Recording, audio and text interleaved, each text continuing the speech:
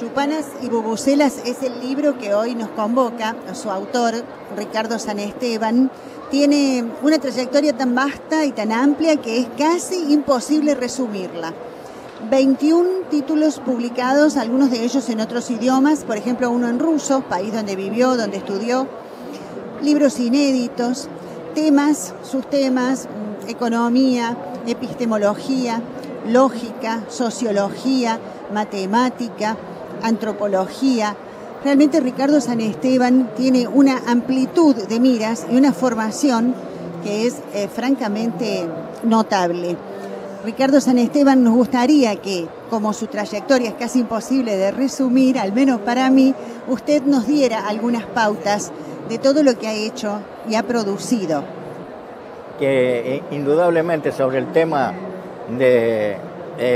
yo tengo 82 años, entonces en este tiempo yo siempre traté de unir la acción revolucionaria junto con el estudio de la realidad, en primer lugar de nuestro país, luego de Latinoamérica y después del mundo, porque desgraciadamente no podemos prescindir de los ideólogos y escritores extranjeros porque estamos muy colonizados todavía y hay que refutar muchas ideas que vienen de afuera y que son contrarias a nuestro interés, ¿no? El libro Yupanas y bubucelas tiene como subtítulo La Ley General de Información, Comunicación y Control. ¿Esto tiene algo que ver con la Ley de Servicios Audiovisuales del año 2009, claro, que aún no está en completa vigencia, o no tiene nada que ver? Sí, muchísimo. Diríamos que la ley esa va al encuentro de los problemas que se plantean acá. Es decir, cómo el bloque dominante ejerce su poder a través de la formación de la conciencia de la gente, e incluso cómo también la naturaleza procesa la información y cómo esto de la Ley General de Información, Comunicación y Control se expresa en todo el universo, pero que en el caso de la parte estrictamente espiritual, porque hay una parte física, la parte estrictamente espiritual, los poderes centrales siempre trataron de dominar al laburante, al ser humano que trabaja a través del terror, a través del miedo o de la desinformación o de mentirle, es decir, porque como yo digo acá en este libro, como lo que rige la ley de mercado, sin mentira no hay mercado. Usted habla desde el título mismo, Yupanas, de Latinoamérica. Las yupanas eran brevemente un instrumento para contar, para ayudar a los quipus de los mayas. Claro. ¿Considera a Argentina siempre dentro de este colectivo de América Latina? Y en todo caso, en este momento en especial, en este comienzo de siglo, ¿cómo ve la integración latinoamericana? Bueno, yo creo que estamos viviendo un nuevo momento, ¿no? Que es decir, la hegemonía yanqui ha terminado, está en sus últimos coletazos, aunque todavía tiene mucho poder desde el punto de vista y económico, porque muchas de las empresas que heredamos del neoliberalismo son empresas multinacionales contrarias al interés del país y no es fácil revertir eso, pero de todas maneras tu pregunta, a partir de que de la problemática nacional, nosotros durante mucho tiempo nos consideramos como más europeos que latinoamericanos, pero después los golpes de la vida nos enseñaron que somos parte de los negros sucios harapientos de América del Sur, ¿viste? Entonces ahí ya nos dimos cuenta que éramos lo mismo que los bolivianos u otros países con los mismos traumas y la misma dominación, ¿no? Usted ha hecho y sigue haciéndolo, creo, una relectura crítica de Marx. Sí, ¿Cree que sigue valiendo la pena en estos momentos hacer una relectura crítica de Marx y por qué? Claro, el tema es Marx vivió él escribió las cosas fundamentales en 1848, 1850, es decir, hace 160 años. Y algunos filósofos, ideólogos, qué sé yo, refutan a Marx, pero no vale refutar algo que se escribió hace 150 años con todo lo que ha pasado y los descubrimientos científicos que se han ido dando. Lo que hay que hacer es ayornar, porque la herramienta es válida para el análisis, pero hay que actualizarla a los tiempos actuales y estar al tanto de qué es lo que está pasando en las ciencias, sobre todo, y en general en el pensamiento, hasta de los pueblos también. Es decir, no es lo mismo ahora que en aquella época. Entonces, no se puede seguir aferrando uno a los postulados de, por ejemplo, la Alianza Obrero Campesina, la hoz y el martillo. El campesino argentino no podemos ni pensar en una alianza de los obreros con los ojeros, por ejemplo. Es una realidad totalmente distinta. Y el grave error de toda la izquierda y especialmente del Partido Comunista fue trasladar las realidades de hace 150 años y de Rusia o de Europa a la realidad argentina, que era o latinoamericana. Y en este momento, por ejemplo, yo critico mucho a los profesores y a los escritores argentinos y latinoamericanos que siguen mirando Europa con una mente colonizada, cuando acá se está dando desde el punto de vista práctico un proceso inédito. La decolonización. Claro, es un proceso inédito porque es otro momento, son otras las circunstancias, y que hay que elaborar una teoría para esto, para este momento, que la Cristina lo plantea también. Es decir, cómo hacemos para pensar el momento actual, interpretarlo y ayudar a que el modelo, por ejemplo, se consolide y pueda triunfar antes de que nos lo virlen de nuevo, ¿no? Usted sabe mucho de economía. En una de las últimas líneas de Yupanas y Bubucelas dice, creo que es textual y si no el sentido es que las universidades son más valiosas para la futura economía que el petróleo. Por supuesto. ¿Usted considera que hay consenso alrededor de esto o está gritando en el desierto por ahora?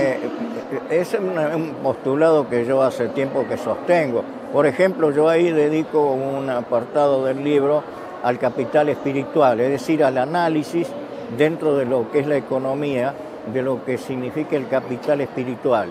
Y en ese sentido, por ejemplo, los egresados de las universidades que van a las empresas llevan un capital, una cosa que no se ha contabilizado hasta ahora, pero que es valiosísima y que a medida que va avanzando el tiempo se hace cada vez más valioso, porque el conocimiento va a reemplazar, por ejemplo, a la ley del valor. La ley de la información y de la formación va a reemplazar a la ley del valor en el futuro.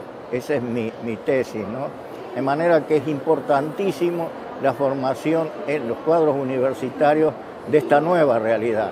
Hay que bucear y ver qué es lo que está pasando en nuestros pueblos, en toda América Latina, y de ahí partir para interpretar lo que en forma pragmática está haciendo la presidenta.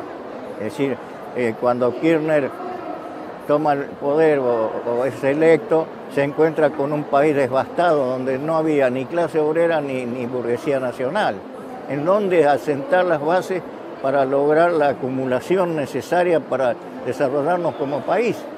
Y empezó entonces una reconstrucción de algo que había sido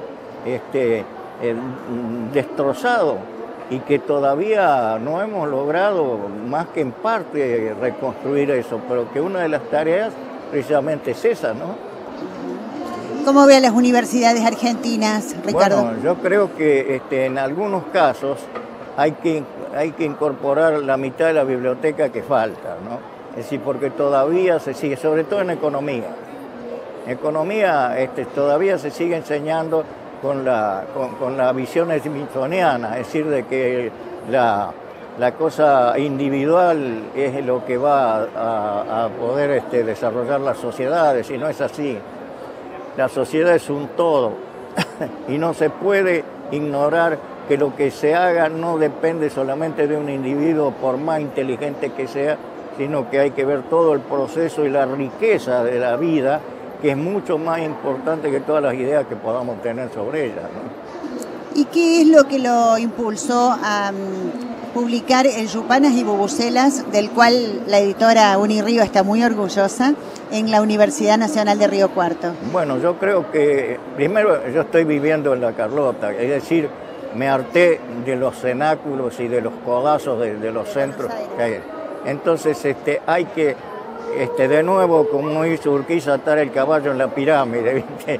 O sea, desde el interior que hay toda una riqueza que todavía no se expresa, impulsar eso, desarrollarlo, y hacer una integridad de todo nuestro país, que estuvo medio desintegrado, enfrentado y además con mucha ignorancia, todavía ahora.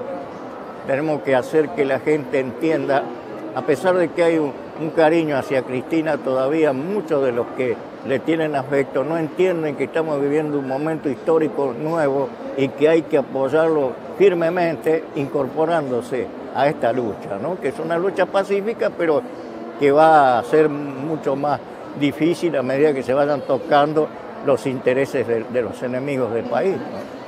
Ricardo, ¿no le tiraron las orejas desde el PC por haber adherido al kirchnerismo? No, porque ya hace muchos años que yo no tengo nada que ver con ellos y por suerte en ese tiempo me pude reflexionar y beber de muchas fuentes y cambiar ideas con muchos sectores que son importantes, ¿no? Estuvo en Rusia mucho tiempo usted, ¿verdad? ¿Cómo? Estuvo en Rusia viviendo mucho tiempo, claro, y estudió allí también. Sí. Estudié allá, después hice un posgrado también allá, ¿no?